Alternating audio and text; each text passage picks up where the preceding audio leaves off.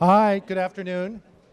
Good afternoon. Welcome to New America. I'm Mark Schmidt. I'm the director of the Political Reform Program and director of studies here. And welcome to this program on envisioning a Trump presidency in policy terms and just what Donald Trump has already meant in terms of changing the nature of conservatism and the Republican Party. This is a tremendous event that's been organized by David Gray, who is a longtime colleague of mine here at New America. He's currently a senior fellow and also a lawyer and Presbyterian pastor who's worked on in the Labor Department in the Bush administration and for several members of Congress. I'm just going to do some quick introductions, make a couple introductory comments, and then let the group go. I will say when David first talked to me about doing this panel, I was initially a little reluctant for reasons I can't fully articulate. Partly it was, how much do we want to kind of normalize the Trump phenomenon? But partly also it was, okay, this was 3 weeks ago. Where are we going to be on June? Who knows what's going to happen between now and June 8th? And who knows what's happened, just for each of the last 8 days. There's sort of been a different turn here. But I'm thrilled that we're doing it and that the turnout here is so great. We've been doing a ton of events, but haven't had quite this turnout for other things we've done. I'm going to do the introduction super fast. Next to, with one exception, next to David is Dana Milbank, a columnist at the Washington Post, long time at the New Republic. Next to Dana is Norman Ornstein, who is a resident scholar at the American Enterprise Institute and the author of It's Even Worse Than It Looks, which I think has come out in paperback as, I saw somebody reading it on the subway the other day, has come out in paperback as It's Even Worse Than It Was, with his co-author, Tom Mann. And I just want to, I do want to make one exception to the briefness of of these remarks by just noting that my first job in Washington was, I was Norm's research assistant in 1989-90, which is a great, wonderful experience. But one of the things I took away from that is an appreciation for Norm's spirit and the spirit of his co-author, Tom Mann, as well, that American politics is a system that kind of comes back to an equilibrium, that basically a lot of crazy stuff can happen, a lot of terrifying stuff, but most things kind of right themselves in the long run. And I think in the last few years, Norm's been somebody saying, some things are really off track here, and we need to be concerned about them. And they're serious, and that some of the things that he wrote that really foresaw Trump are in that vein. So I think it's one of the things, there's lots of people who, that's always their mode, but I think when the people who really bring that optimistic spirit to American politics and democracy are telling you that something's gone wrong, it's really important to listen to it. Okay, back to short introductions. Indira Lakshmanan is senior correspondent for Bloomberg News and frequent You're not. Old bio, I'm reading an old bio. I no longer am. No longer works for Bloomberg News. I know that you often do the Diane Rehm show. And yes, I'm a contributor to Politico magazine and to the Boston Globe. Okay, great. Sorry about that, Indira.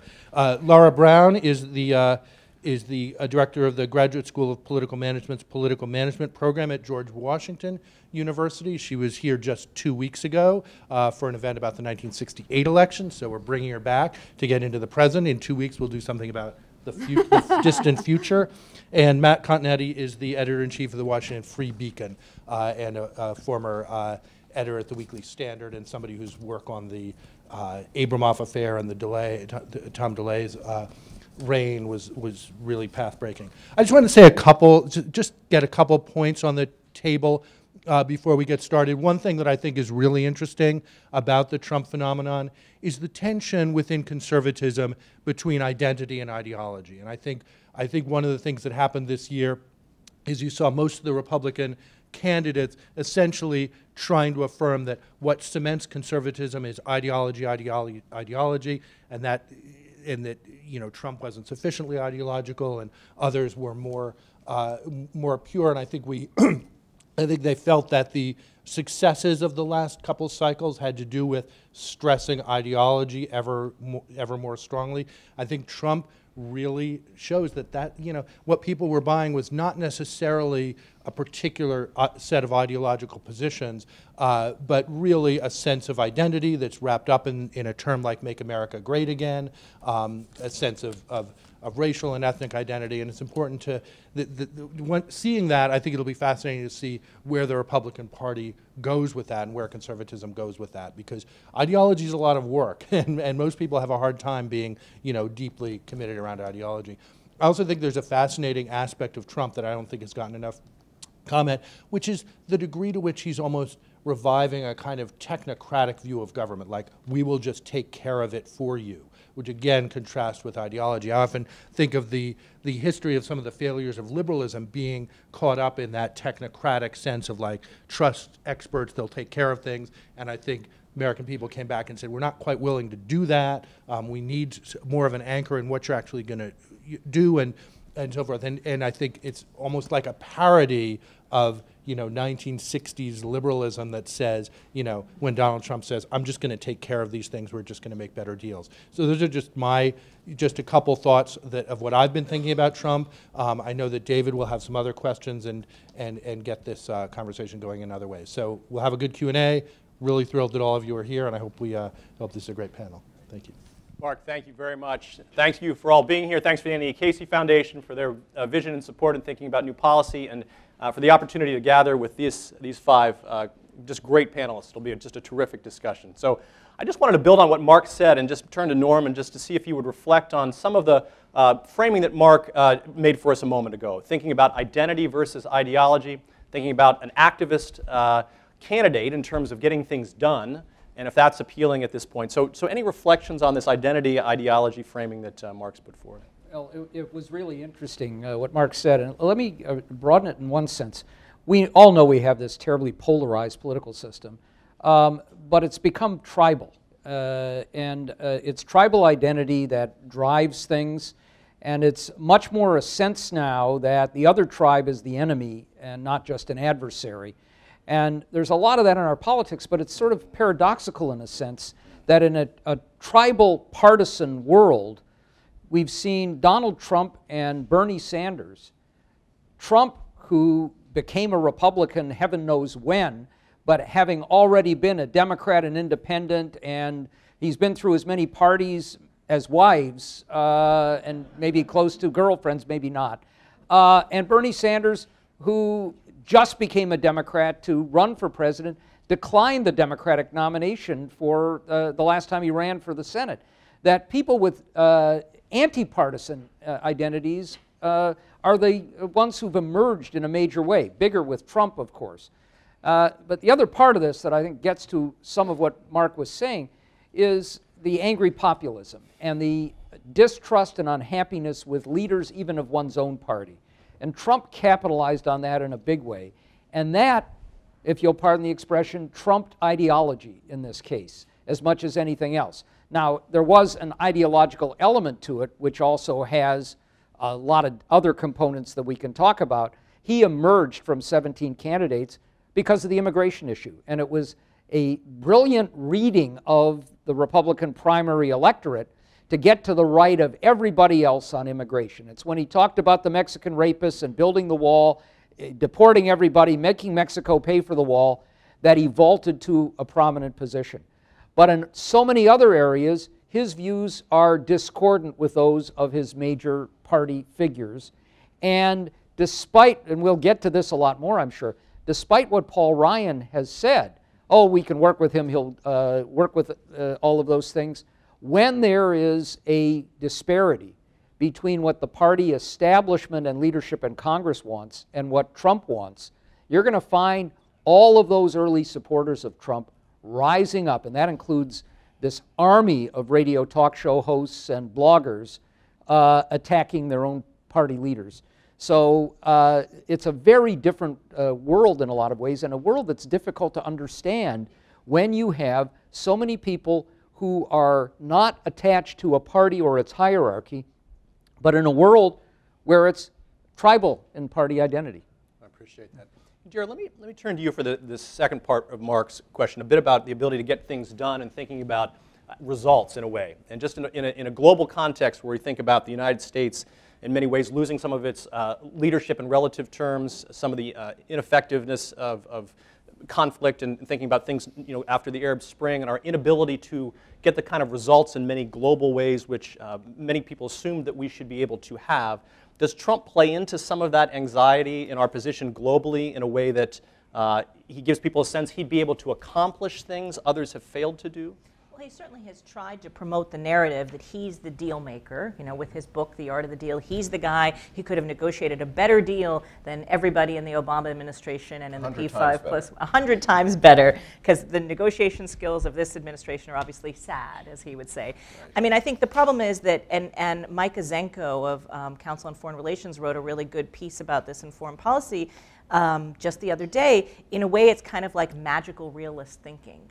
It's this notion that, well, I'm going to get everything done that nobody else can get done, but without thinking through any of the complexity, particularly in the sphere of foreign policy, of what's involved. And I can say that having traveled with Hillary Clinton for 4 years as she was Secretary of State, and with John Kerry for the last 3 years while he was Secretary of State, there was a lot involved in foreign policy. There are a lot of briefing books you have to read. There are a lot of other, alliances that you have to manage. There are people, they're the enemies, the ones you kind of have to deal with. They're the allies of the first, second, and third degree. There's a lot more complexity than just saying we're going to do this better than anyone before. And I was struck by listening to Donald Trump's foreign policy speech when he gave it a few weeks ago at the Mayflower Hotel.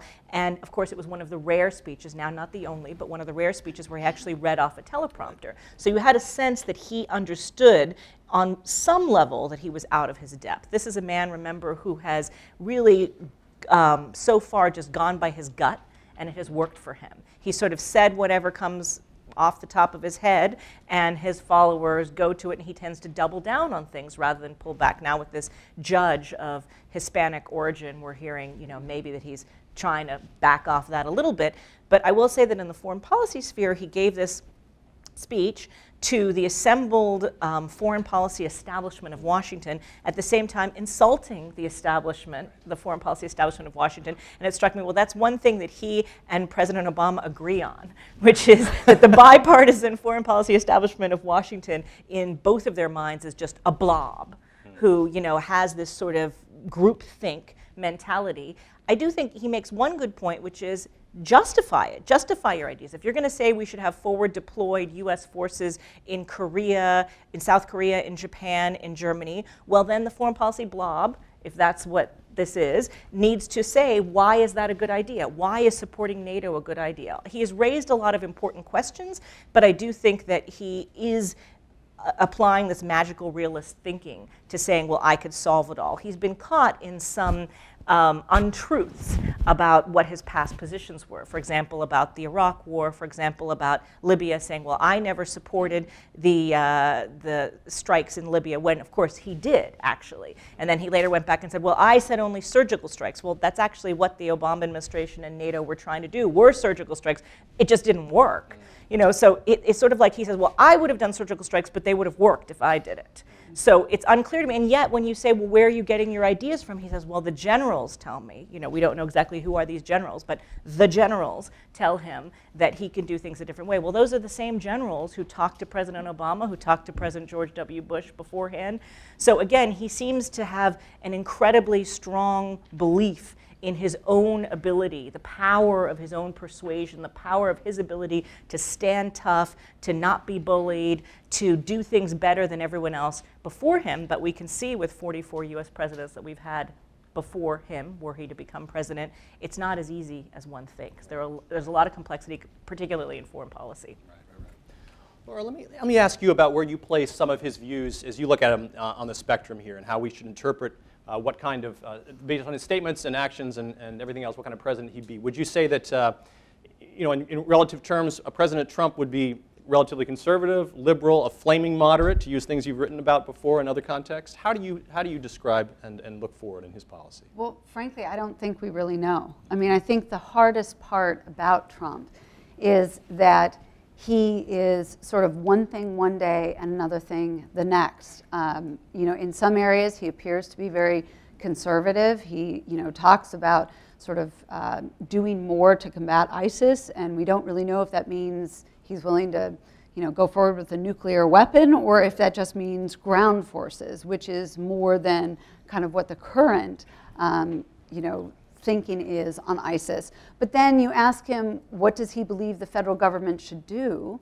And other than security, his answer was in fact healthcare and education.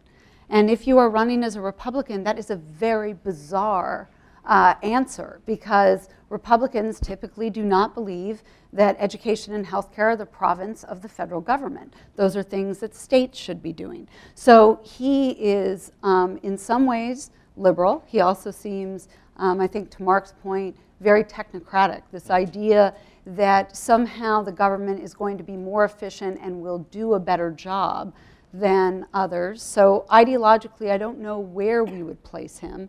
And I think, as Norm said, he's gone through parties like he has his wives. So we don't know really where he would be. I think the one thing that's important, though, is that I don't think it's just an identity versus sort of ideology split. I think there is also this very deep reality among many people in the American public, and it shows up in the Pew, all of the Pew research data, where they found that the majority of people believe that their side is losing no matter what side they are on. So there is this also just, I think, utter desperation and sense of many Americans that not just that our system is broken, but that they keep trying to deliver messages to Washington, and Washington doesn't listen. And I don't think the partisans fully appreciate that in the last 10 years, we have gone through every iteration that our government can go through, in the sense of we have had a Republican president and a Republican Congress, and then we had a Republican president and a Democratic Congress, and then in fact, we had a Democratic president and a Democratic Congress, and now we have a Democratic president and a Republican Congress.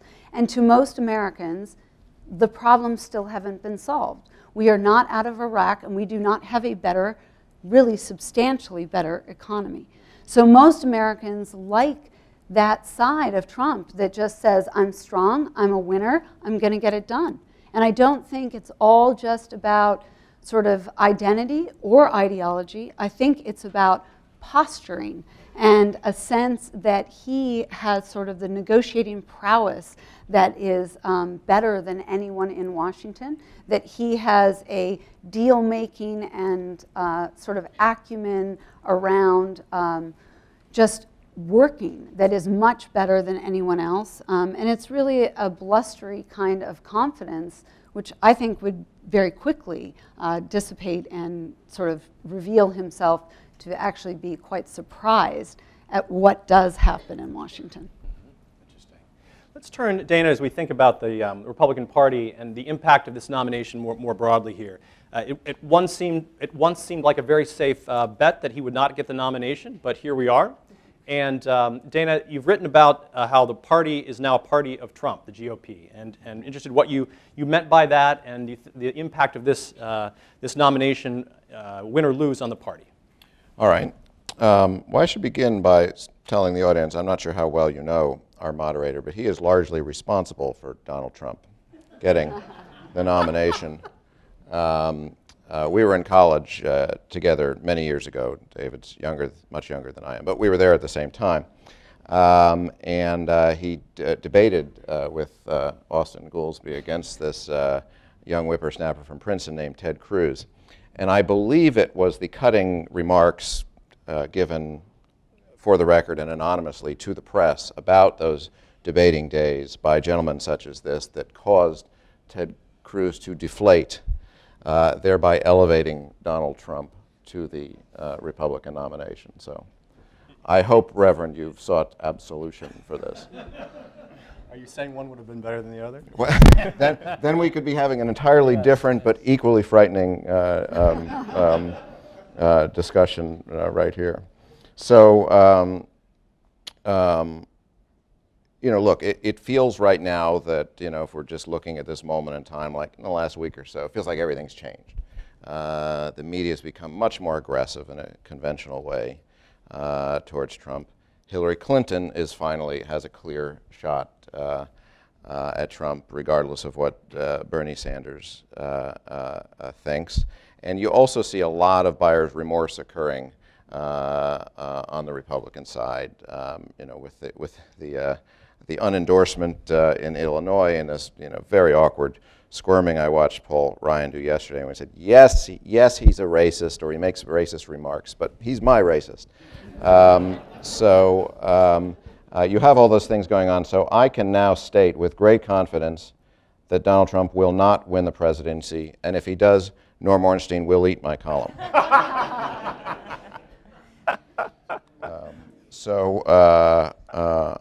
And it's just so we could get that all out there right now. Right, off or on the table, as it were. I'm glad we were making news in every way at New America today. All right, you heard it first. Norm will eat my column.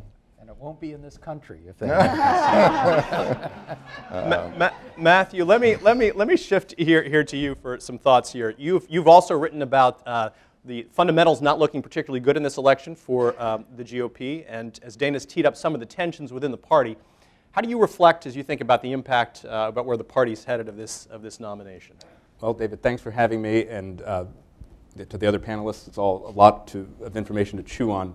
Let me go through kind of a few thoughts I've had while we've had this discussion. First, to Mark, this technocratic idea of Donald Trump being a technocrat, we have to remember it's technocracy without the experts, right? So if progressivism, we were going to have a technocratic approach, but we were going to have the most rational minds and the most credentialed people figuring out what is good for the populace and then fine-tuning the system of government to give that to them. This is just Trump says something and thy will be done, right? You're saying Roger Stone is not an expert? He's an expert in something. I don't think it's government. Yeah. Another part about, well, how did we get to Trump? One thing I think it's a few trends that are important to recall. One is the actual base of the Republican Party, or even the party itself, the voters of the Republican Party are less ideologically conservative than the people who they elect and the people who often represent them in newspaper columns or television shows, like myself. And we found that with Trump. So a big mystery was, well, why didn't Ted Cruz take off? Or why did Cruz fail to kind of kneecap Trump when it was just down to really the two of them and Kasich? Well, the answer is that Ted Cruz is too conservative for the Republican Party, is the truth. He is the conservative movement candidate. He's the candidate of what remains of the religious right. But he's not the candidate of the largest group of Republican voters who identify as somewhat conservative voters. And the candidate of that group, again, the largest cohort among Republicans when you sort them by ideology, has consistently been, with very few exceptions, has consistently been Donald Trump since New Hampshire. So I actually think we could have seen Trump coming from a while away.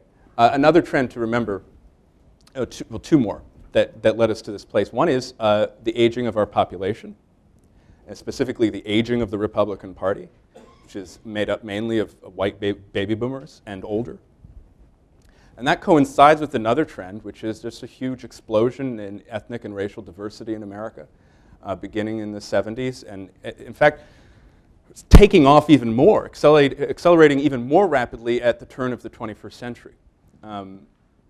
So you have a population, the Republican population, that is looking around the country, looking at their communities, looking at the cities or the suburbs or the exurbs where they've spent the last 30 years, where they grew up in many cases, and they literally do not recognize these communities any longer.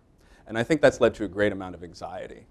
And so Pew came out with an interesting number just recently where they're kind of trying to figure out what are the correlates of support for Donald Trump. And they found one of the largest, in fact the largest, is a negative attitude toward the other, increasing just who are these people, what's happening to my country. So aging, and of course that coincides also with Trump's commitment not to touch entitlement programs. Now we saw that with the Tea Party a little bit, whereas and the Bryan budget plan, which is, hey, look, if you're 55 or older, you're set. We're going to cut from the people who are younger, which is, hey, if you're a Republican voter, that's great because you're 55 or older. Trump has kind of taken that commitment and broadened, just saying, look, I'm not touching any of the entitlements. You're going to be fine, and by the way, I'm going to do something about these people that have shown up that you don't. It's not necessarily that you don't like it, it's bothering you, right? And you can look at the primary results in this way too.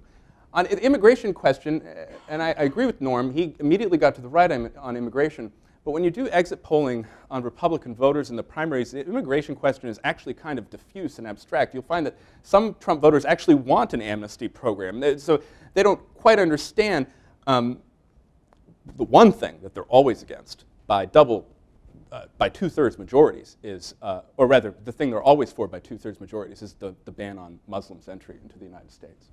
Which I would also note is, again, a segment of immigration in particular that has spiked in the post-2001 world. Trump announced that Muslim ban, interestingly enough, just looking back in the history of the primary. He announced it at a time where actually his support was softening. If you recall, this was right around the time when he was, in order to deflate Ben Carson, he called him a child molester and such. Really the highfalutin rhetoric that we've all become accustomed to with Donald Trump. The Paris attacks happened. And Trump, again, the first time Trump read from the teleprompter in this campaign was to announce this ban on Muslim entry into the United States and took a national security foreign policy issue and transformed it into an immigration issue. And I think that's when he cemented his lock with the Republican electorate. So that's my explanation for Trump. Where it goes from here, nowhere good. So let's see if it does go from here. Let's turn to what the presidency would be like for a moment, and we'll return to the impact on specific policy. So, Indira, let me ask you here: if we think about taking Trump at his word on his views on relations with other countries, trade, immigration, et cetera, his global view, whatever the Trump doctrine might be, how do you think other countries would react to a foreign policy presidency of Trump? Well, we already know what the Trump doctrine is because he's laid it out for us. He called it America First. I found that very surprising and interesting that he would use that term because we know that that is the term that was used in the 1930s by American isolationists and Nazi appeasers who didn't want to go into World War II. So I don't know who told him to use that term. Maybe it sounded good to him, but maybe he didn't check Wikipedia to see what it meant, or maybe he doesn't care that that's the background of what that term actually means. So to me, it was pretty jarring hearing him throw out that term. But you know, the problem with taking Donald Trump on his word with foreign policy, and this is true of many things, but I've been specifically looking at the foreign policy part of it, is that what he says is contradictory. So you can take him on his word on Monday, and then you look at his word on Tuesday, and it's the opposite of what he said on Monday, so you don't know. I mean, even in the same speech or in the same interviews, he said opposite day things. So, you know, in that speech, for example, in his America First foreign policy speech, he said that no foreign policy in America has been coherent since the end of the Cold War. And he was going to have the first coherent foreign policy, but he also said he was going to be completely unpredictable. So keep your friends and your foes, you know, on the back foot so they don't know what's coming. You're going to be completely unpredictable. He has said he's going to destroy ISIS, but at the same time, he has said, I think it would take 20,000 to 30,000 ground troops to destroy ISIS, but he said those aren't going to be American ground troops. He has said they're not going to be Americans. He says they're going to have to be people from there. So by which I assume he means the Arab world, but people from there are going to have to do it. You know, he's talked about how he's ready to use a nuclear weapon, but he's also said that, you know, we shouldn't have nuclear weapons, and boy, you know, but on the other hand, the Japanese and the Koreans, they should get their own nuclear weapons, so we don't have to give them a nuclear umbrella. You know, he said he's kind of okay with NATO. I don't really care. I don't care whether Ukraine joins NATO or not, but at the same time, all those guys, they need to be paying more of their share. I don't think we should be carrying the weight for NATO. So again, I think a lot of this is about Trump just flying by the seat of his pants, going by his gut. So he sort of throws out ideas that occur to him as they occur to him that feel right, but they are very contradictory. So I think what it means for what would the rest of the world think? The rest of the world is terrified. And we know this because on every trip that President Obama has taken in the last couple of months, and not to mention Secretary Kerry as well, but President Obama has especially tried to sort of reassure the world, also tried to talk to them about what is wrong with what Trump is saying and how this administration doesn't agree with that and how Hillary Clinton wouldn't do those things. We already have a very good idea of what her foreign policy would be like because we've seen her 4 years in action as secretary. But with Trump, I think it's hard because he said a lot of things about China, for example. Like China, he's basically said they are our enemies. They've taken our jobs. They're our enemies. But at the same time, it's hard to imagine that he's really going to upset the apple cart economically by trying to renegotiate American debt.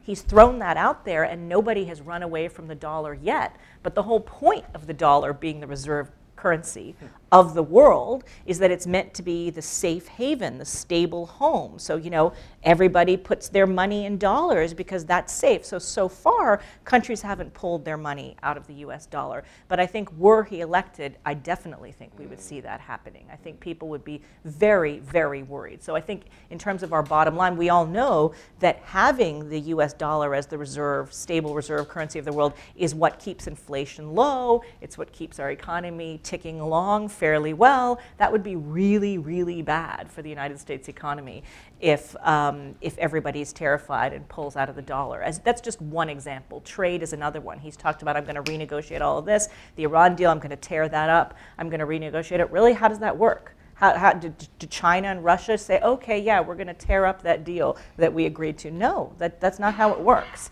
So some of this is just, I think, again, I would go back to the thing, it's like magical thinking. That's just not how things work. So I still think, I agree with Dana on this, that I don't think it's going to happen. Maybe in some ways this whole panel is magical thinking. I don't think we're going to see a President Trump. But, you know, I guess, I was going to say stranger things have happened, but actually they haven't. So I'll leave it at that. Well, let's take the thought experiment imagination. Just go with it a minute, and I'll turn to Norm and Laura on the question now about imagining what those first 100 days might be like of a Trump presidency on a variety of issues. Norm, what would that time in American history be like? Sure, David. Just one little comment on what Indira said. Not every foreign leader has been upset about this. We know that Kim Jong-un, Vladimir Putin, and the Chinese have been very complimentary towards Trump. So just keep that in mind. Now, I would say I've spent a lot of time reassuring people. If Trump becomes president, don't worry too much, because sometime within the first 100 days, he'd leave us for a younger country. So, which may make the vice presidential choice even more important. But, you know, Chuck Norris will be. yeah, that's right. A couple of things to keep in mind that also punctuates what Indira said.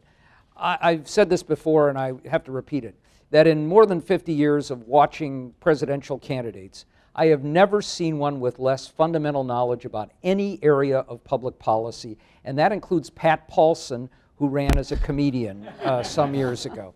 So you're starting with a completely blank slate, and I do not think whatever briefing books he gets during the campaign, he will read. So start with that. Now, but then we have to turn to, if we're thinking of the first 100 days, the set of circumstances that could get him elected. What would do it? It is, and just keep in mind, frame this election with two vectors. An open contest, no incumbent running. It's an election about change. How much change do you want? How much risk will you take? Trump is big risk while also representing big change. He gets elected if people are willing to take the big risk. Why would they take the big risk? Economic turmoil, foreign policy turmoil, including terrorist attacks, most likely, where people might say, if there's a panic, not let's fall back on the safe one, we don't want to have some nutcase there, but we'll roll the dice because here's the strong man who might do something. So remember, if he wins, he is likely to come into office with crises virtually everywhere. There is no set of circumstances I can imagine that are anywhere within the realm of reason where he comes in with a reasonably good economy and even the same kind of world that we have now. And I would mention one other thing along the way. In less than 2 weeks, Trump is taking a foreign trip. Where is he going? To Scotland. Why is he going to Scotland? And he happens to be going, by the way, the day after the vote on Brexit. But he's going because they're reopening Trump Turnberry, a big golf resort, and he wants to be there to open it. The intermixing of your own personal business activities for a now nominee of a party is something we have never seen before. And he said very casually to a magazine that has nothing to do with foreign policy, yeah, they ought to pull out of the European Union, and which has brought even greater turmoil to American Anglo relationships, and David Cameron is not going to be a big fan of his. So we know how those things are going. But what all of this means is that his agenda in the first 100 days is going to be driven not by necessarily what he wants, which is the wall and abrogating all the trade deals, but by what's going on in the world. And that may mean, among other things, especially if we have a global economy in trouble and the American economy sagging, my guess is that Trump's instinct is going to be to do another big stimulus. And he's going to face the same kind of pushback from his own party, with Democrats probably willing to deal with him, but the same kind of pushback that Barack Obama got. At the same time, if there are terrorist attacks, his impulse, we know, is going to be to take bold action. And there, those generals are likely to say, whoa, wait a minute here. And remember, this is a guy who said, basically, he's gone along with carpet bombing, surgical strikes, but it's basically we're going to take them out. And their families. And we'll ramp up the torture where waterboarding is a day in the park casually. And how well that will fit, including with the bureaucracy, we don't know. His impulse is, I'm the executive, I give the orders, everybody carries out the orders. We should keep in mind what Harry Truman said when he was about to leave the Oval Office and Dwight Eisenhower, the great general, was about to come in. And he said, poor Ike, he's used to saying do this and do that and people do it. And here you say do this and do that and nothing happens. What will a Donald Trump, who is at one and the same time the most insecure person in the country with the largest ego in the world, whose ego will be inflated immensely if he goes through a campaign and then wins. What happens when there's pushback from Congress and from the bureaucracy and the generals and the rest of the world? I don't think he will take it nicely or calmly. Yes. I was realizing I'll be in Scotland during that time myself. So I'm going to be in Australia. I'm going to be interested in sort of Scotland. I'm going to change my travel plans. Laura, not far enough away, Scotland. Aye. Laura, let me ask you to follow up in particular as we think about the impact of relations with Congress and the executive branch in the first 100 days and everything that would go with a policy agenda that one would try to implement. Yeah, so I mean, I agree that it is difficult to actually imagine a circumstance in which Donald Trump prevails in the actual election. And yet, I would also say that there are aspects of this election, namely the fact that it is an open contest, namely the fact that for all intents and purposes, Hillary Clinton is a third term of Barack Obama, and there is a desire in the country for change. I think even the Bernie Sanders supporters would tell you that they would like change, perhaps not in the Trump fashion, but they would like change because they are disappointed and disillusioned with Barack Obama for not having been as transformational as they believed he would have been or should have been, and that he's been far too transactional a president. So I do think there's a deep well of sort of need for change in this country right now, and I think that we can't fully walk away from what that means. Since 1952, only Bush Sr. has managed to win a third term for his political party. But leaving that aside, let me just say that were he to get into the presidency, I think we can also imagine that the House will likely stay Republican. The Senate could easily flip to the Democratic Party, though I think that could be a close situation. You could see where the Democrats maybe pick up 5, maybe 6 seats, but it would be relatively close at the end of the day. And I wouldn't be surprised at all if both parties decide to conspire to make him the least effective president in his first 100 days since we have thought about 100 days. as a measure and marker of presidents. Just because at the end of the day, neither party, it's really in their interest to see him succeed. He is a model that is not sort of either helpful to the party or kind of long-term, I think, constructive to the party. So I can see a tremendous amount of obstructionism. You know, the meetings that I'm kind of dying to be the fly on the wall for are the ones where he does sit there with his attorney general, maybe Chris Christie, and you know, a White House counsel. I don't know who that would be, but he actually sits there and says, yes, I want to do this, this, this, and they look at him and say, well, actually, Mr. President, presidents can't do that. And he says, what do you mean I can't do that? And this constant back and forth, and this eventual desire where he's just going to want to fire people. And that doesn't work very well in our system.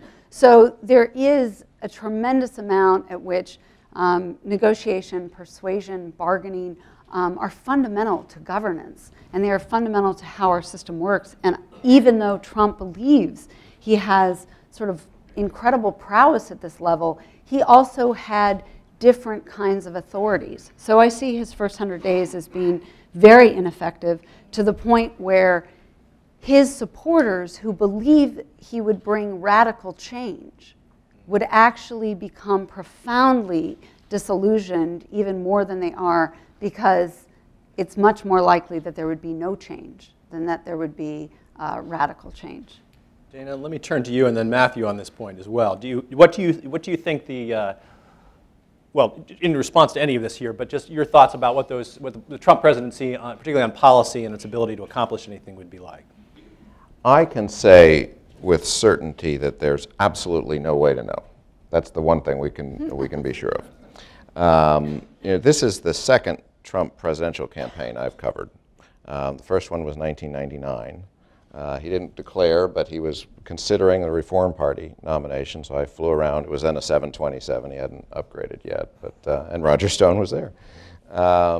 But he was thinking of running against Pat Buchanan, and you know, he was going around, you know, basically running as a liberal. But his real thing was that Pat Buchanan was a racist and a bigot, and he was going after him again and again for this.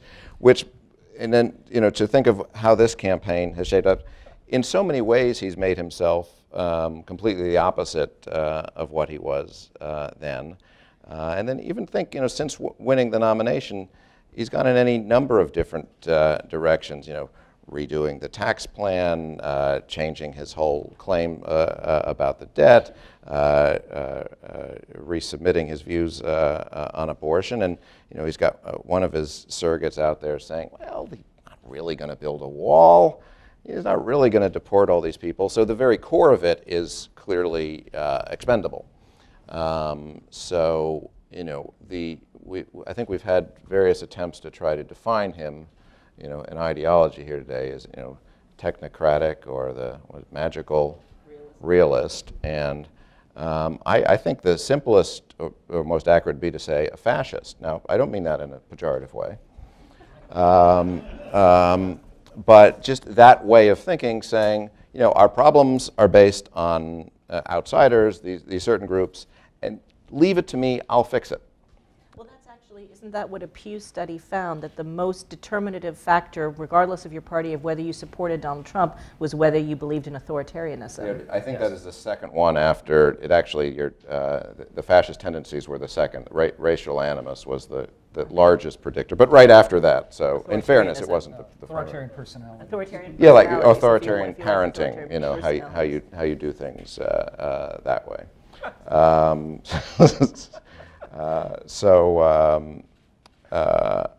You know, so I think it's a fool's errand to say he's going to pursue X, Y, or Z policy. We have no analog for this in our history, at least in our recent history. I think other countries, Europe may, and you know, maybe a best case is we wind up with a Berlusconi, who is, you know, full of razzle-dazzle and scandal, financial, and women. Nothing much gets done. The country stagnates. Everybody blames the government, not the strong man. Or he could go the other way and say, I'm going to operate outside of the system, and then, you have another Italian leader who comes to mind. I define them as Mussolini and Berlusconi with a pinch of Hugo Chavez and a touch of Juan Perón. Nice. We'll all be doing some art afterwards, right? Let me bring Matthew into here, and then I'm going to ask one more question of our panel, and then we're going to open up to your questions as a group here. Matthew, your floor. Well, my sense is actually I differ slightly with the panel. I think that if Trump does win, and I agree, I put the chances of that under 50%. I think he faces strong headwinds just running as a Republican, much less running as the least qualified, most ill-tempered, most unpopular nominee in our country's history. So I don't think he'll win. However, if he does win, and I think the Norm scenario is right, I also believe he would win with a unified Republican Congress. I mean, I don't think the GOP might lose a few seats and Trump win, but it doesn't make any sense to me personally that he would win and yet they'd lose the Senate. I think at the very least they'd hold the Senate. Furthermore, I think that the Republican partisans would shift very quickly to embracing Trump's policy platform such as it is, so that if Norm is correct, and I think he is, that the next president, whoever it is actually, even if somehow the GOP dumps Trump and you get Kasich or Cruz, the next president would, including Hillary, is going to have some type of economic plan early on. And Trump would probably weigh very heavily on infrastructure. I think the Republicans would support him. I really do. I mean, I think they would. You find it, for me, if you look back in presidential history, the parties conform to their nominees and presidents. So that you have Goldwater lost in a landslide in '64, but basically by '80, when Reagan was elected, the party was a Goldwater type party. McGovern lost a landslide in '72, but really the people who were working for him in '72 came into government in '92 with Bill Clinton, or '93 when he was inaugurated. So Trump, if he's elected, the Republicans will feel some loyalty to him. You even see this today. I think CNN's reporting that despite the "I'm with racist" comment that Paul Ryan made yesterday, he's trying to shore up support for Donald Trump. There are just institutional reasons why they're going to support him. What does it look like? I agree with Dana in this sense that how does Donald Trump judge success? The only metric is if we're talking about Donald Trump. So that this very panel in itself is confirmation of Trump's greatness to Trump. Because we're talking about him. That's all he cares about. So if he becomes president, it's all going to be, how much are we talking about Trump? And it doesn't matter really what aspect of Trump we're discussing, as long as it refers back to him. And so that's going to lead to a dysfunctional government, even more than we have now. It's going to lead to a internecine warfare among his staff, which we already see within his campaign, because no one has any direction, because it's directionless. It all refers back to him. And we're also going to see, the geopolitical instability that you have. But there's just, I think, just a sense that among Republicans that we're stuck with this. We can't disagree with the vox populi, such as it is. Norm, for a quick follow-up, and then I'm going to ask you all a question, then we'll turn to the Q&A. Norm? One thing to keep in mind, if let's say that Matthew is right and that Trump wins and there's a Republican House and a Republican Senate, you're going to have a lot of Republicans who believe that this is their last hurrah. This is their chance now, even though they're likely to hold the Senate regardless in the next midterm because you've got 3 times as many Democrats up. But this is the chance. So one, there's going to be an enormous temptation under those circumstances to blow up the filibuster entirely. Get rid of it for legislation as well so they can jam things through. 2, they're going to pack the courts. They're going to increase the size of appeals courts and put through as many nominees as they possibly can so that you can have an enduring impact for decades after they're gone. 3, they're going to go for the biggest tax cut that you could ever possibly imagine, which Trump has proposed, and they'll probably add on to it. And 4, you're going to see federal voter suppression laws that will use Texas and North Carolina as models. Think about the impact, win or lose, on the party and its policies, particularly the Republican Party and its policies. Just looking at some of the words that Trump has used to describe himself and describe the party. And David Frum writing about Trump representing underrepresented people generally, or others saying, questioning whether the Republican Party is a theocratical Southern party if you elect Trump from New York City to be its nominee. Or when Trump was asked May 27th about his views about what the party would be like 5 years from now, he said the Republican Party would be a very different party if I'm elected, but I think even nominated. He said we will become a workers' party, that those people who have not gotten a real wage increase in 18 years will find a representative in me. And that, I'm interested in the panel's, anyone's response to that. As win or lose, is there does he show in his nomination such a disconnect? You know, he's a big business guy who's taking worker rhetoric as opposed to business rhetoric. And does he show a disconnect between traditional Republican policy and the Republican base or middle-class voters? You know, if they lose the election, that'll be 3 elections in a row. So there's a recalibration if you use 1984 in terms of the Democratic Party as historical precedent. Is there such a disconnect that he shows in his nomination between where the country is, where the people are, where the middle class is, that he was able to tap into, that the Republican Party, you know, Ryan's agenda rollout this week and beyond notwithstanding, will change its views of policy, and that opens up a moment for more moderate policy, for bipartisan agreement, for a different Republican Party in policy in 2020 and beyond? Is this a realignment in the party as a result of Trump? Yeah, Laura. Well, let me just say that a lot of what the book that I wrote on jockeying for the American presidency actually does is argue and talk about the importance of winners versus losers, and really also winners and losers with respect to the ideological trajectories that they do sort of alter or change or put a party on. I certainly do believe that the trajectory of the Republican Party is changing. I don't think we know yet how it's changing. The one sort of historical analogy I would look at is actually what happened to the Democratic Party when William Jennings Bryan became the nominee. He certainly lost, but after that, he ran again, lost again, but the Democratic Party itself became much more populist in its orientation. There was no way they were going to elect a Grover Cleveland type of Democrat anymore. So it is, I think, indicative of the fact that we will see some ideological changes down the road. Whether he wins or loses and how he loses will end up being important. And I agree with Matthew that it's really important looking at this understanding of these somewhat conservatives. I mean, where Trump got his largest support, his greatest percentages, were in the northern and midwestern states, so northeastern. So Massachusetts, 49%. You know, he did not gain that in South Carolina. When you go to Pennsylvania, it was tremendous, his win. And I think this is where the Democratic Party has walked away from that more blue-collar. I don't think of them as conservative. I think of them as traditional.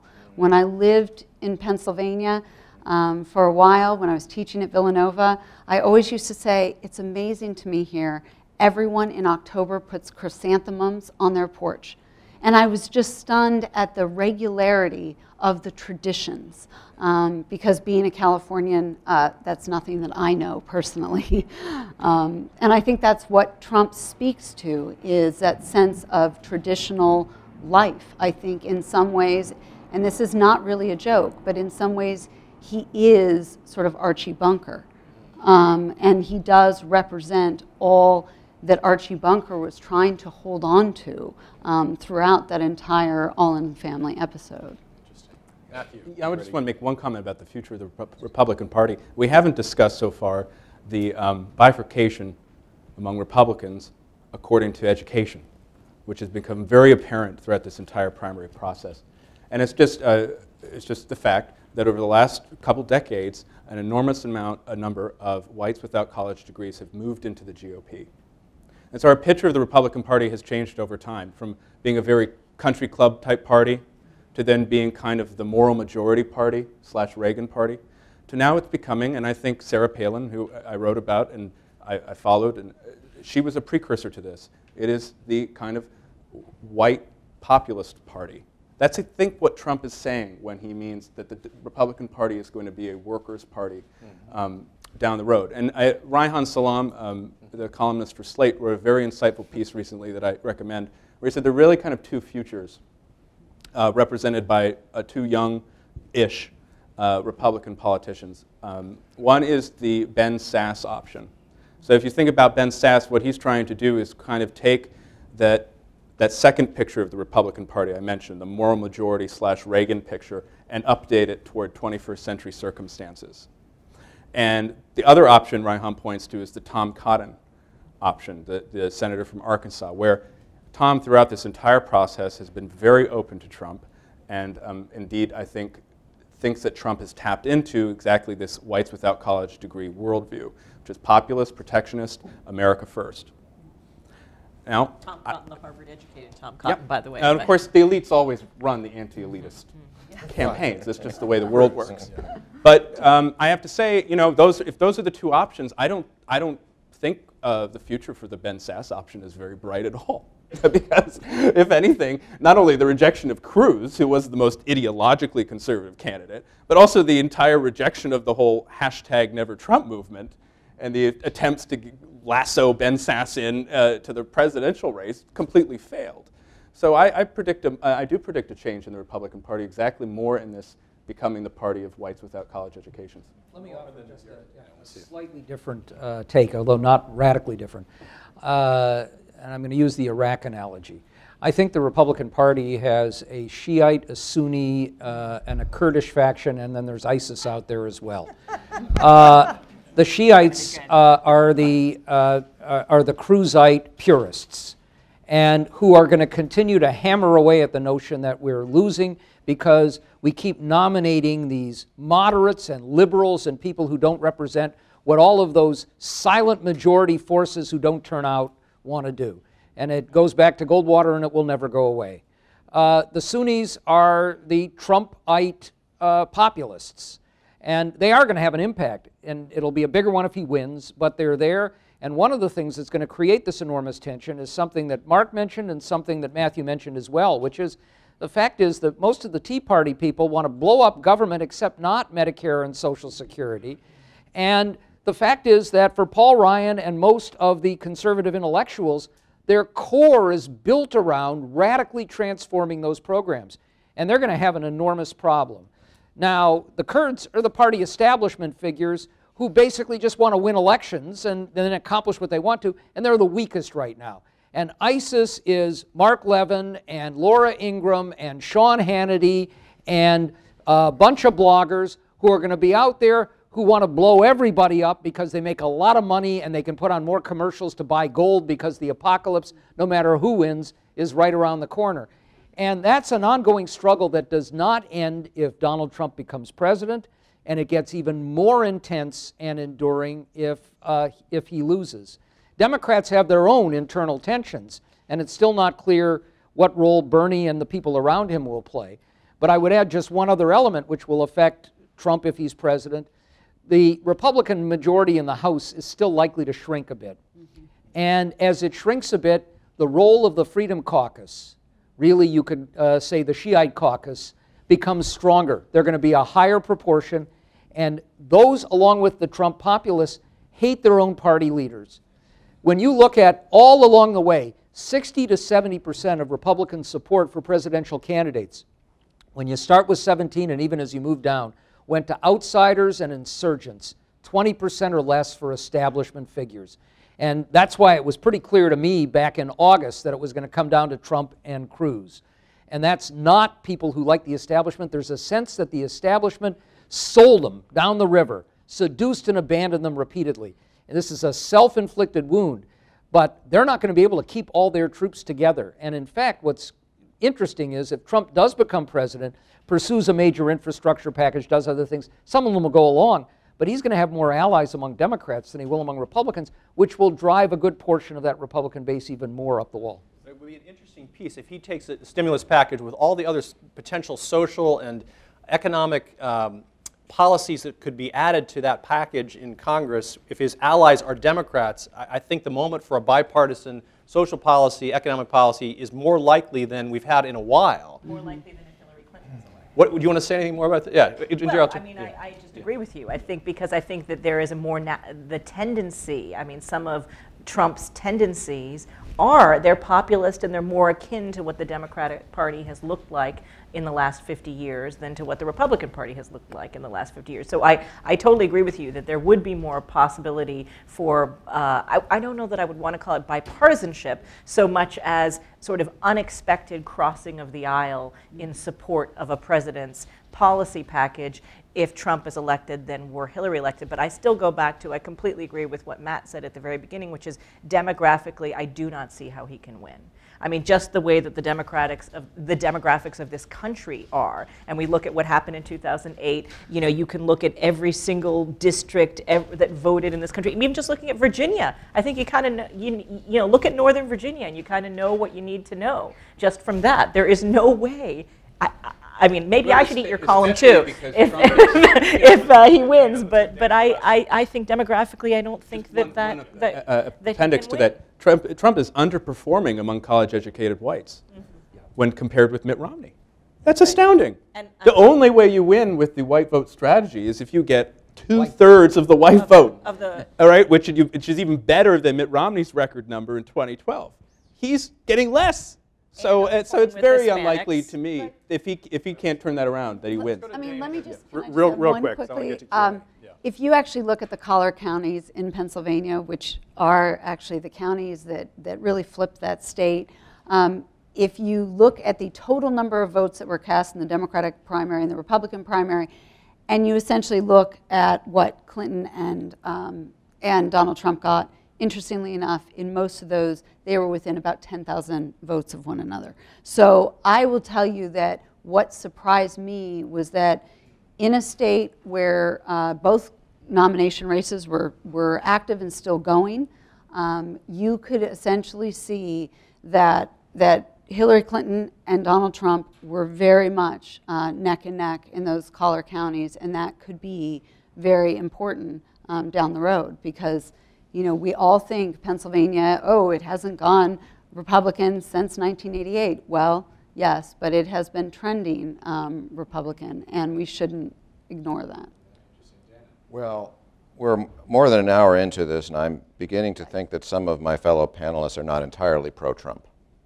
So I wanted to make that observation, which I think is why you have me here. That's right. This is why we have you here. Yeah, to provide an alternative view. So I want to let's look at on the bright side of yes, of course, it's going to change. Trump is going to change the Republican Party forever, regardless of what happens. But on the positive side, there's something good could come out of this candidacy if he does burn the whole thing down, and there is some sort of a debacle, and then sensitive people like Matthew, sensible people like Matthew, can put sensitive as well, can put the whole thing, can put the whole thing back together and save conservatism and move on from there. And if the Trump element of the party is successful or continues to be a Senate, well, it's not going to work in the long run anyway because there aren't enough angry white men in the country to propel this Republican Party much past, probably not this year, and certainly not in future elections. So maybe this is just sort of a venom that needs to, that sort of began in 2010 and just needs to work its way out of the system.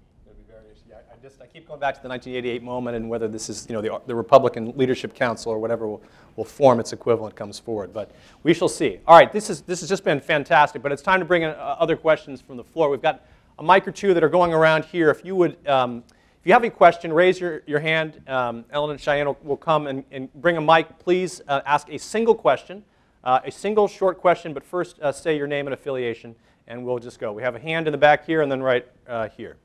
So those first two questions there from Ellen. Thank you so much. I'm Daniel Huang, the third secretary of Taiwan Embassy. Thank you for this panel today. Wonderful. I know panelists have touched upon some of Mr. Trump's foreign policy. I want to dig more about it. I wonder that given Donald Trump's foreign policy speech recently, he touched upon his view of China. And we know, given the situation right now, China's aggression and coercive diplomacy in East Asia, East China Sea, against Taiwan in the South China Sea, we wonder that when Mr. Trump said that he's going to make a good deal with China, if not, he would just walk away. So what does that mean, and what's your view that how he's going to do in regard to the Asian situation? Thank you. Indira, do you want to? Yes. I'm sorry, did you say you were from the Japanese embassy? Did I hear that? Taiwan. Okay, the Taiwan. Okay. Yeah, I actually printed out some stuff on him on China. Okay.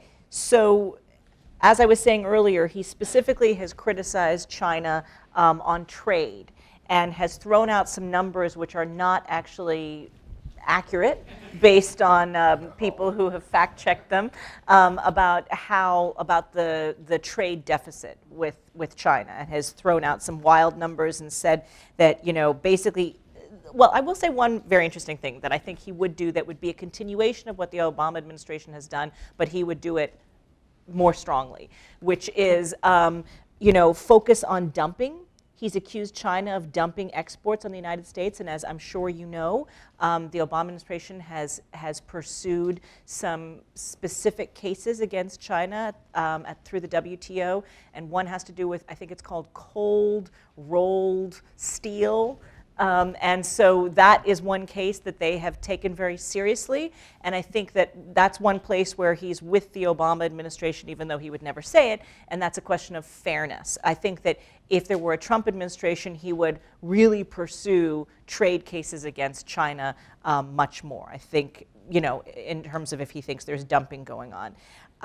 At the same time, though, if he's going to designate China a currency manipulator, he's talked about the yuan and said that they're devaluing their currency.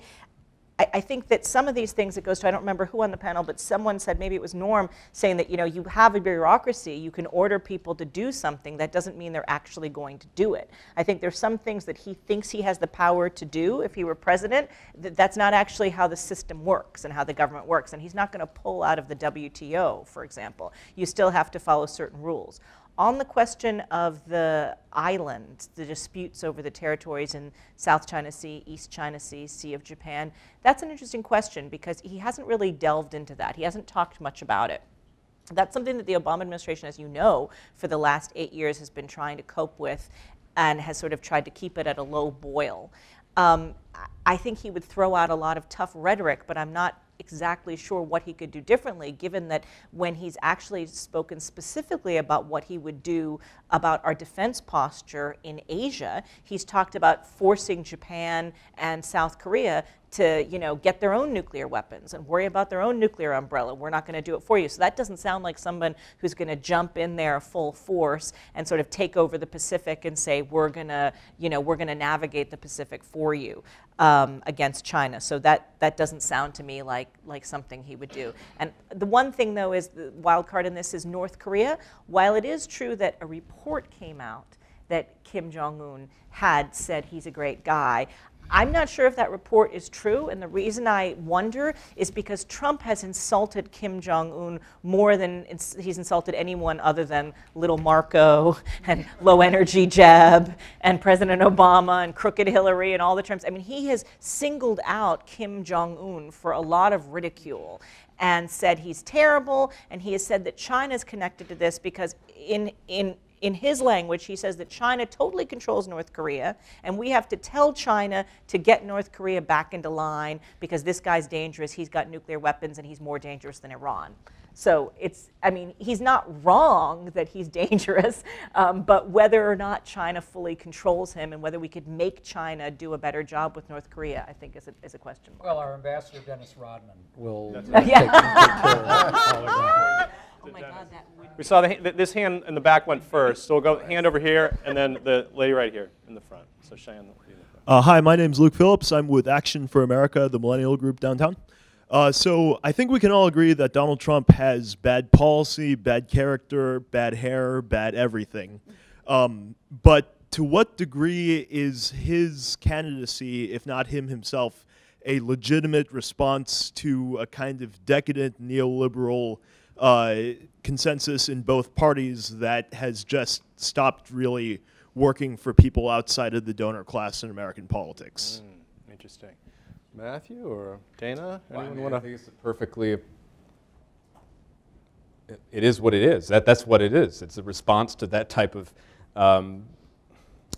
distance between the voters and the people they've been setting to Washington. I think, Laura, I mean, you described how we've gone through every permutation of American government, and yet people still have this picture that everything is bad. I would just say I don't think that picture is totally true, and I think that there are a lot of vested interests who promote a picture of American decline, by the way, across the ideological spectrum.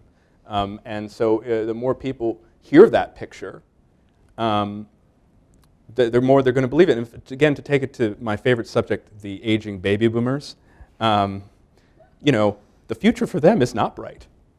Because pretty soon, the big Bruce Springsteen concert in the sky is beckoning, you know? And so I think it's entirely appropriate for them to start thinking, what, you know? And so I think that motivates a lot of the Trump thing, that more so than a decadent neoliberal regime, which, by the way, has given the baby boomers, made them the richest demographic in human history, and far richer than anyone in my generation or in yours. So, you know, there's another twist on this, which is the campaign finance reform issue. And, you know, Trump has basically said, hey, I use this system, I bought and sold these people, and I'm the guy who can blow it up. Nothing matters more to Mitch McConnell than preserving Citizens United and its progeny. And this is one where populists on both sides are united, and it may create some interesting tensions on the Republican side. But it's also important to remember, if you go back to 1992 and what led up to it, we had populism on the left with Ralph Nader, and on the right with Pat Buchanan, and in the center with Ross Perot, and it was the same sort of discontent with the establishment and the same sets of themes. Populism cuts across those ideological lines.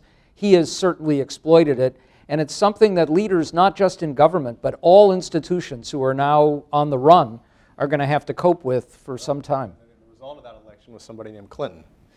All right, let's do the hand right here, the lady here, and then this gentleman here. We're going to start asking 2 brief questions and let the panel respond to 2. Hi, my name is Cassidy. I work for Greenpeace here in DC, and on federal land use, I think that Trump has shifted quite a bit, but I believe his most recent stance is to open it up to oil and gas exploration, according to his recent energy talk with Harold Hamm. So I'm curious your thoughts on that issue, and then also that energy speech and all that was in it, and his quote-unquote plan to cancel Paris. All right, so climate change, and we'll stack questions starting now. So a second question here. Hi, Joel Packer, recently retired from the Committee for Education Funding. Just on the whole issue of the federal budget, as particularly Norm and others know, every year Congress has to do something in an appropriations bill. The next appropriations bill is the next Congress is going to have to also deal with raising the debt ceiling again, with Trump's plans for $11 trillion in tax cuts, which are blow up the deficit, opposite to Republican Party orthodoxy, at least in the House. What do you see about the possibility of a government shutdown, a default, or how those things are just going to impact the overall, economy and, other countries' view of the U.S. economy? Interesting. All right. 2 questions, one on energy, one on potential government shutdown as we think of probes. Anything that strikes your interest, anyone on the panel? I don't think Trump has ever heard the term federal land use before. So when you opened your question by that, I said Trump has a position on federal land. No, yeah, that speech. The most important thing, right? I mean, he loves eminent domain, right? And the Trump Post Office Hotel, that's federal land. So that's right. I have a feeling that when he implements his energy policy, one part of the Trump organization will get into fracking. That will be a big part, so just so he can start reaping the benefits. So. First, I think we know we have a serious problem this year, and one of the things that could well happen, they can't do a budget in the House or Senate, something that they said, of course, for years was the most important thing to do, and they can't get appropriations bills moving with the exception of 1 or 2, and they may have to blow up the rules in the House to make even that happen, and the Senate may not go along. Remember, the new fiscal year begins October 1. So we could have a partial shutdown before the election. But after that, I think if Hillary Clinton gets elected, the debt ceiling issue which will loom is going to be a potentially very major crisis for her. And if I were advising her in terms of my first 100 days, one of the things that I would want to do is forge a deal with leaders of both parties to institutionalize the so-called McConnell rule, where you can obviate all of this by letting the president raise the debt ceiling and have Congress able to pass a motion of disapproval which he could veto. So you put the onus on him. but it takes that potential disaster off the table. But the fights over spending in government are going to be acute and will be chronic for a very substantial period of time. And if you are a bureaucrat working in government, you're going to have a rough time for a long time to come. I don't think so, Norm, because if Trump wins, he has said he's going to be able to eliminate the entire debt in his first term. With the $11 trillion with tax cut. with waste, fraud, and abuse. So I think it's fine. Just don't worry. He's got it. I knew there's. This is why we had Dana. It's just the assurance and the positivity. All right, let's. So I see two hands here. We'll stack these two questions here. Hi, Ian Freed with the Close-Up Foundation. So if we're talking about a Trump administration, can we talk a little bit about personnel? Who would be good in the Trump administration that he would want, and who would actually be willing to serve, including who might be vice president? Thanks. Yeah, as we get ready for the second question, I've been thinking about that too in terms of implementing some of these policies and in terms of diplomacy as well. Let's take the second question there. Will the establishment Republicans who would have been in the Rubio administration, will they all serve, or will folks just stay out? Yeah. Hi there, Shiv Rubio with the Canadian Embassy. So I have a question about his border policies and some immigration stuff. We all know about the famous fence debate along the Mexican border, but what do you think Trump's border and immigration policies have in terms of larger implications throughout the North American continent and even getting into Central America a little bit as well? We need a wall on the northern border, definitely. Well, Justin Trudeau's going to build it and make us pay for it. Right, that's right. Touche. All right, what do we think about the appointment piece here, and who's going to serve? Carl Icahn is going to be vice president, secretary of the Treasury, trade representative. He's the only one he's ever mentioned is Carl Icahn. I would say that Carson and Christie. Bob Corker, whose support for Trump's foreign policy speech was beyond astonishing, and then his continued support for Trump. And if you watched his stricken face the other day when he was asked about it, he clearly is having great trouble. But I'll put the best face on it. I think it may be Bob Corker saying, I want to save the country if he becomes president, and maybe you cut a deal where you let a vice president who has some expertise kind of run your foreign policy shop. And remember that what Trump's people have said is he doesn't want to be the CEO. It's astonishing. That's what the president is. He's the chief executive. Well, he's already got a job. He doesn't even want to be the COO, basically. He wants to delegate all of those things. So I think if he wins, you're going to see an establishment that's going to jump all over him and try and get him to pick heads of divisions and let him sort of do his rhetorical thing while they run things. But how much he's willing to do that? I mean, let me just say that actually goes against all the advice in his Art of the Deal. He is somebody who really believes that essentially, and it's why his campaign has basically no infrastructure whatsoever, has not hired pollsters. He believes he should be essentially the brain trust with no information. So it is fairly a really great brain. Right. It is, and it's terrifying at that level. But I also think that this is the part that certainly makes me nervous, because I cannot see who would serve in an administration where essentially every minute of the day you would basically be overruled. I mean, because I don't envision him taking advice from anyone on anything. So I think it would be very difficult to serve in his administration in any we know rational that Chris capacity. Christie wants to be Attorney General desperately, or else he never would have backed him. And I agree that I think Bob Corker was, to me, the most surprising of the people, basically, in the establishment coming forward and essentially saying, although, something. No, I don't find that Sessions surprising. on immigration is right where Trump is. I think if you had to look at the most important policy advisor Donald Trump has, it is Jeff Sessions, the senator from Alabama, who not only is an immigration hawk, but also anti-trade and also an American first guy, very much the closest we have to a representative of the Buchananite tendency in the United States Senate. I think he would be a crucial part of any Trump administration. He is his most loyal supporter.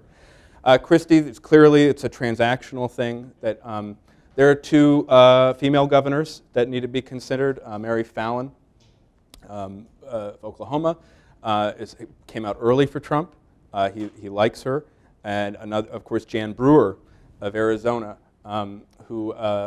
the former governor of Arizona, who's been a major part and appeared in this great, fantastic piece I recommend to everybody that Bloomberg News reported about the Trump conference call over the judge, where Jan Brewer had the temerity to rebuke the Donald and say, you guys have to get your ducks in a row here, and Donald did not take kindly to that. But Matthew, you bring up a really interesting point, only in the sense that Donald Trump sees himself as also somebody who's promoted women and minorities throughout his business and his construction development time. You know, he really, I think the phrase that he said was that, yes, I always, hired women because they seem to have more to prove and they work harder than men. So the other thing that would be fascinating would be to see, does he actually surprise everyone by trying to reach into all of these constituencies. Binders full of women. Right. Although he has, and I have to say, although he says that I like to hire women because they have more to prove, and of course there's the controversial New York Times article about,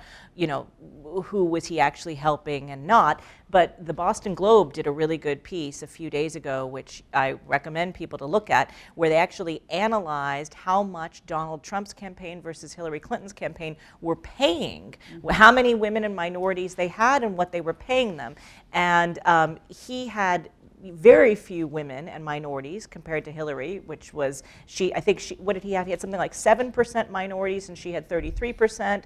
And he also had fewer than half women, and she was paying women and men exactly the same. And he was not. He was paying them less. So I think that tells you what you need to know. What is he doing in practice now? But of course, he also just doesn't have many employees. I mean, he doesn't really have a campaign, and he doesn't seem to listen to them either. Yes. There's that. That's why I said, could you imagine serving in an administration where you would always be under sort of the threat?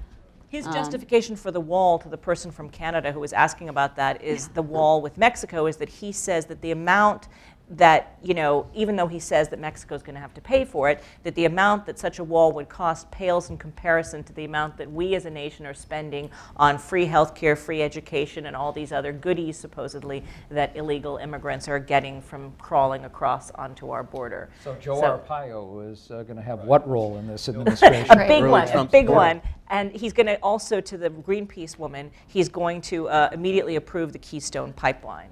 So that was something he said. That'll solve the energy problem. Like that. Let's see if there's two final questions here as we wrap up here. There's one hand and then a second hand. We'll have two final questions, and then we'll, as you ask the two questions, if any of the panelists want to answer the two or say a final word, and then we'll wrap up for the day. Hi, Eva from Graduate School of Political Management under Dr. Brown. I'm wondering, do you think he suffers from xenophobia? And if so, what other... From what now? City? Xenophobia. Oh, xenophobia. Yeah. Okay. And what other former presidential nomination has suffered to the same extent? All right, interesting. We'll have the second question here. Yes, the historical precedent would be interesting as we think about what other figures in American history he is most like. President or non-president? Thank you. My name is Fuji from Happy Science Group based in Tokyo. Our group published the first Japanese book which analyzed Trump phenomenon. This is titled Trump Card. This January. Trump Card. It's available on Amazon. And my question is, do you think all of GOP statesmen can really be supportive to Mr. Trump? Because some Republicans, such as Paul Ryan, is by now criticizing him. My question is about Republican, major figure statesmen supporting Trump, given Paul Ryan's unease. What's their logic? I think they're making a few bets, and it relates to who would staff a Trump administration as well. I think the first bet most Republicans are making is that Trump will lose. And so the support for him is kind of, it's a token. We're going to throw it out there. Sure, I support him, but I'm going to criticize him not. Many of them won't go to the convention. Several governors have already said they're not going to the convention. Other lawmakers won't go. But yes, sure, I support him. He's a Republican. They think he'll lose, and that'll blow over. I disagree with them. The other bet they're making, and this was key to Paul Ryan's endorsement last week, is that they believe that Trump is so without essence and so inverted to himself that they're going to be able to run a lot of conservative policy by him. No one will notice. So, but Paul Ryan said is, I'm laying out this great agenda, and I want Trump in the White House because we're going to pass these bills, and he'll be so busy picking fights with Rosie O'Donnell and Barbara Walters, that, you know, and Xi Jinping over Twitter, that, you know, oh sure, I'll sign this, yeah, whatever, you know, and do the thumbs up, you know. That's also a dangerous bet, I think. I'm not actually sure they're right about that either, because there are people with strong ideologies like Jeff Sessions who are going to be at the highest levels, and they're going to want to influence policy as well. But I think that's basically the logic of many of the establishment Republicans backing Trump now. Does Sarah Palin get a role in his administration, given her early support? I think she's on record saying that she doesn't want a role. I will say I found this, as someone who wrote a book about Palin, interesting. The person that Trump has designated to vet his vice presidential nominees is A.B. Culverhouse. Oh. Who did the vetting for John McCain. Yeah. Interesting. So the beauty of the Sarah Palin pick is that AB's already vetted her. There you go. So, nice. Wow. Easy way. Let's in a couple of months anyhow. So right. Let's just come down the line here, and Laura, we'll see if anyone will respond to the two questions or any final comments from our terrific panel. Sure. Well, I mean, in terms of, you know, looking back and have we had individuals like this who've been xenophobic? Yes. I mean, George Wallace, you could consider him one of those individuals. You can also, you know, I brought up William Jennings Bryan before, but I don't think most people appreciate, you know, the Democratic Party in that latter half of the 19th century and early part of the 20th century had several platform debates about whether or not to essentially endorse the KKK. So I don't think there is always an understanding of actually how racist that populism was in the earlier part of our history. And in addition, then I think, you know, if you talk about his sort of who knows what he believes side, and this, I should say, is something of an insult to the person I'm going to identify, but it is to Aaron Burr. Alexander Hamilton actually supported Thomas Jefferson over Aaron Burr in 1800 because he deeply believed that Aaron Burr, as he said, talks all around the compass. And that would be much more scary as a president, especially at that time when the Constitution was so new and our institutions were so untried and tested, than Thomas Jefferson, who was a certain opponent and one you could predict. And that's how I will tell you that I sort of thought about the Ted Cruz, Donald Trump standoff. You know, from my perspective, as somebody who's, you know, long been kind of a moderate Democrat, I would have much preferred a Cruz nomination to a Trump nomination because of what it actually could mean. Cruz would be easy to fight. Trump is a wild card, and that is actually much scarier in politics than someone who is a known opponent. I would probably put Pat Buchanan on that list of predecessors as well. I think he's the sort of nearest analog in recent memory. I mean, George Wallace for sure on many, many points, but not on others, so Pat Buchanan, I would say. And as to the xenophobia question, that's a tricky one because look at how much business Donald Trump has done for himself all over the world. He has made a very pretty penny, for example, all over the Muslim world. And so to say, I'm not, you know, I don't think any Muslims should come in. What about all the rich Muslims who own apartments in Trump Towers, you know, in New York and all over America? And what about the Trump Towers in Dubai and those kinds of things? So I think it's really self-serving. I have to agree with what Norm said earlier. I think the idea that it's all about him. It's about his ego, and I think it's sort of what he sees as being politically expedient, and that he has seen this as a vote getter for him. That said, I mean, clearly his political views have been evolving, if we can say that. I mean, he, having been a birther and trying to invalidate President Obama on the whole birth certificate issue, it shows that there's definitely racism and anti-otherness, but I do think it's more about him. When it works for him, he's quite happy to do business abroad. So on the question of people supporting Trump, you'll remember back during the presidential campaign when it came down to Trump and Cruz, that Lindsey Graham famously said it's like a choice between being poisoned and being shot. and he chose poisoned. But for a lot of these Republican office holders, especially senators who are up for re-election, supporting Trump or not supporting Trump is just like that choice. It is an extremely difficult one to make. If you repudiate Trump, you are going to alienate some significant portion of your Republican voting base, and you need them all in an election where you're going to have a headwind regardless. If you support Trump, then you're stuck with his policy positions. And the rationale and the mantra, which we're going to hear throughout the course of this campaign, is anything would be better than Hillary Clinton. But at some point, it's going to be even a racist, misogynist lunatic is better than Hillary Clinton? Come on, it's going to be a real problem for them. You know, the old, you broke it, you bought it.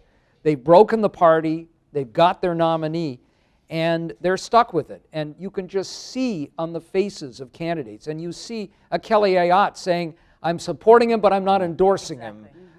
They're trying to split hairs here, and they don't know quite what to do. And Susan Collins has as much as come out and said she's going to vote for Hillary. And, she's practically said that. You know, it's for somebody like Susan Collins, who wants to solve problems and who wants a different party, this is excruciating. But it's excruciating for all of them.